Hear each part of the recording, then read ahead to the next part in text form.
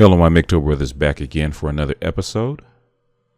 And in this particular video, we're going to be doing a response to Mike Skinner's video, Why Are Men Going Their Own Way?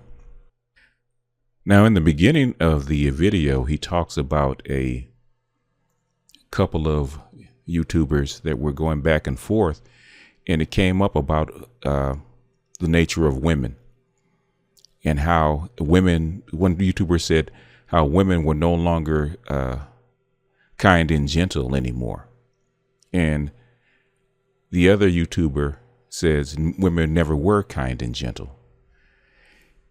And my response to that is that depending on your age and the generation that you're in, you're going to have a different opinion about women. Because if you're older, the women that you saw around you were different. You know, they were more traditional, and feminism hadn't taken hold yet. Even though they were human beings that are susceptible to any other human frailties as anybody else, they were different because they were taught differently. If you're a under 40 Gen Xer, then you have a completely different experience with women. If you're a Gen Xer, you were raised by a baby boomer. Baby boomers were really the first radical feminists, or first women to go through that feminist thought. So all the women that you saw around you were completely different. Me as a baby boomer, even though I'm a tail ender as far as a baby boomer is concerned, there were certain expectations that I had of women according to how my mother was. My mother was more of a caretaker. So when I had women, that's what I expected. And for the most part, those are the qualities that I got. There was a clear demarcation between what a good woman was, or a good homemaker was, and a quote unquote whore or slut. You know, there was a clear dividing line. You knew who was who, and the women themselves policed that. The men didn't have to police that. They didn't have to worry as much about that. The women basically policed themselves. The Gen Xers, on the other hand, whose women were raised by the feminists that came out of the feminist baby boomers, their women were different. There was no demarcation or any line between what a quote unquote good woman was and what a slut was. What happened was that the women who were the Gen Xers, who were even more sexually liberated than the baby boomers, and that line between what a slut was or a whore was and what the Madonna was, if that's the way you want to put it, that wasn't policed by women, and that infected the women that were even older. So me, as a baby boomer, I saw the decline in quality, as the first YouTuber clearly pointed out, the decline in quality of women. They were less passive, they were less humble, they were less helpful, they were less nurturing, they were more combative, they were more selfish, they were more narcissistic, because the culture is the feminist culture that came out of the late 80s and early 90s fed into that. It fed into the woman as superior. So yeah, there was a radical change. And if you were a Gen Xer, you couldn't see the change because you didn't know what was before. You grew up in it, and your teachers were like that. Your mother was like that.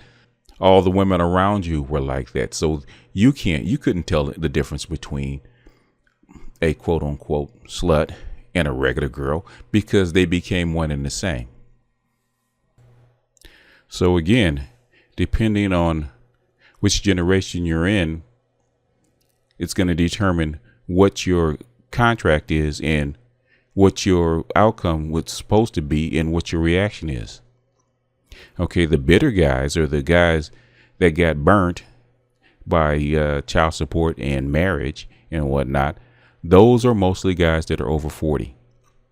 Those are the guys that went through the whole cycle. They got married or they had children. The first guys to go through the child support thing. The first guys to really go through the reset in domestic violence. These guys were the pioneers, I would call them. The baby boomers were the pioneers. They had to go through all that. They had to go through the reset and divorce, where no fault divorce really got going. The birth control pill, all that stuff were tested out by the baby boomers. So when you get to, over 40 crowd, yeah, they're a little bit more bitter because it wasn't that they were they were promised something different. They were promised a traditional lifestyle like your parents had. Their expectations that were put upon them were different. So it's not so much that they were simps and they put women on a pedestal. No, I can say for myself, no, I didn't put a woman on a pedestal. She had a role, I had a role, and together we were supposed to form a family. And that contract got broken. So what you have is not guys that were disillusioned. What you had were guys that were betrayed because you were expected to take care of a wife and take care of a family. That's what you were supposed to do in society because that made you a good man. That made you a good citizen. That's what your indoctrination as a child from your mother and your parents and your schooling was to prepare you to be that guy. And vice versa, the women were supposed to be the caretakers, the caregivers, the ones that stayed home with the children, the ones that took care of the house, because those were the roles that were provided for us and those were the roles that we saw. So when that contract was broken, when women started divorcing their guy after 10 years or 20 years and then taking half of his income for the rest of his life, those are the guys that were bitter and angry and felt betrayed. Now, if you're under 40 and you're a Gen Xer, you're different because you were raised to be what I call a male eunuch. You were raised to be subservient to women. So you were raised to be a simp. So it's not a weakness in your personality just because you're a MGTOW, because there are a lot of white knights and manginas that are simps. And they think that it's normal. So when a guy that's over 40 or like me, a baby boomer, calls them out on their simping, they don't get it. And most of the guys that are Gen Xers that know about this stuff were taught by baby boomers, pimps, hustlers, whatever, that they were taught how to be men because they were taught by older men. So now let's get into some of the personal stuff. See, unlike most of the Gen Xers, I was raised as a child to be mostly independent. Okay, you played outside by yourself. Before school, you woke up by yourself and you were taught to get dressed by yourself. We didn't have all this coddling that kids get nowadays, whether they drive the kid to school or walk the kid to school. That wasn't done. We walked to school by ourselves. We caught the bus if we were bused by ourselves. We were expected to be independent. And as a male, you were doubly expected to be independent. So that's the background that I come from, which is much different than what my son comes from. Now, when I came of age, women were a lot more chaste because the birth control pill was only about 10, the birth control pills weren't as widely spread as they are now. So women were a lot more careful about who they mated with and how many sex partners they have. Virgins were a lot more widespread. We had a lot of virgins that lasted till they were like 21 years old. So I was raised as a child and raised to be a man to work and take care of a family by myself because that is the model that was presented to me. So when I finally started dating, you had two strategies. You did have the loose girls that you slept with and you knew who they were. And you did have good girls and you knew who they were. And neither one of them you put on a pedestal because they had a role to play in your life. And that's the way I saw it. The feminism came in at later as conflict in your relationship, especially with women that were more educated. Well, I call them the high octane girls. My fiance was a high octane girl. She was an IT specialist. She was a six-figure girl. And there was a lot of conflict about wages, about who should earn more, who should be independent and whatnot, where I was expecting a more traditional woman that cooked, that cleaned and whatnot. I was still expecting that. You know, her schooling, especially in college, taught her that she didn't have to do that. So that's where the conflict came in. You know, us as baby boomers, we went through that. So I went through that.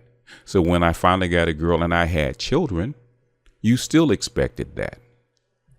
So when I first started, when I first had my first child, those child support laws and those alimony laws hadn't kicked in like they did now. The family courts weren't as onerous back in, you know, the early 80s or the 80s as they got to be in the 90s.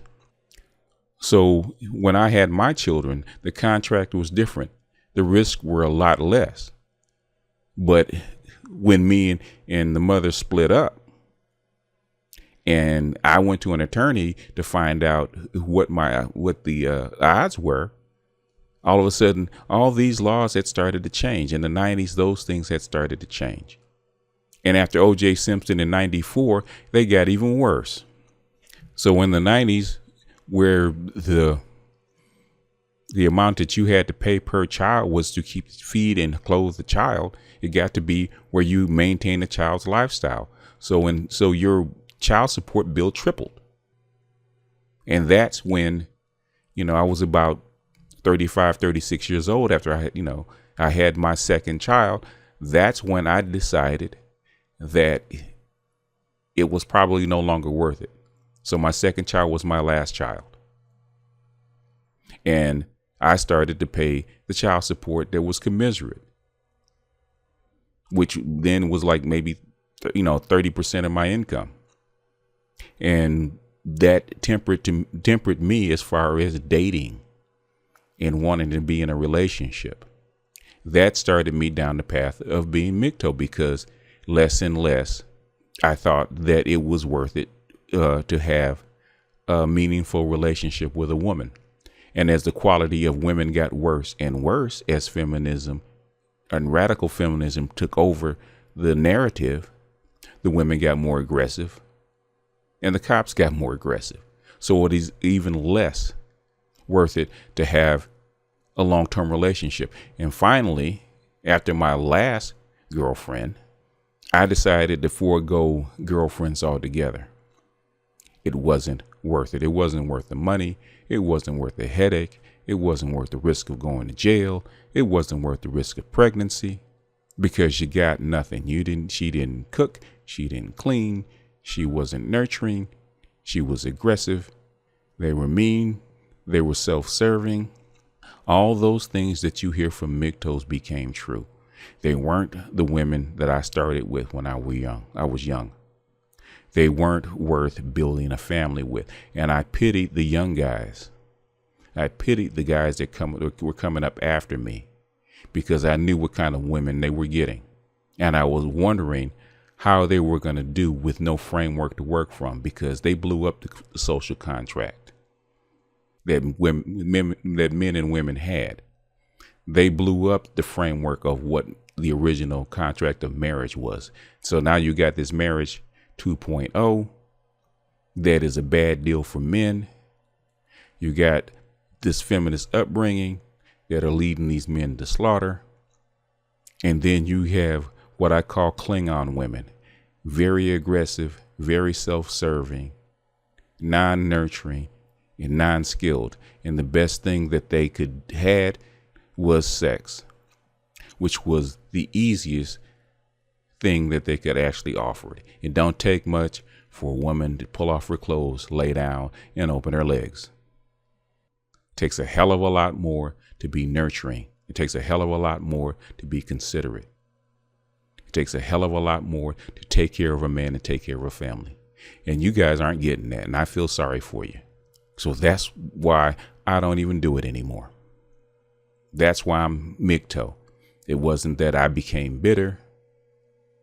It wasn't that I was upset.